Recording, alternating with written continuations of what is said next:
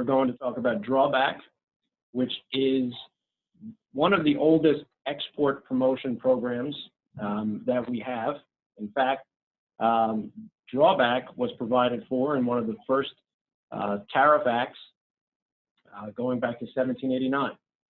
So it's been around for a long time, and as you can imagine, it's changed quite a bit from then to now, but the basics are the same. Drawback is a refund of 99% of duties and fees upon exportation or destruction of previously imported merchandise. So in its most basic form, if you import 100 widgets and export the same 100 widgets, you can get a refund of the duties and fees you paid when you export them. And when I say duties and fees, that includes regular duties, excise taxes, merchandise processing fees, harbor maintenance fees, but it does not include anti-dumping or countervailing duties.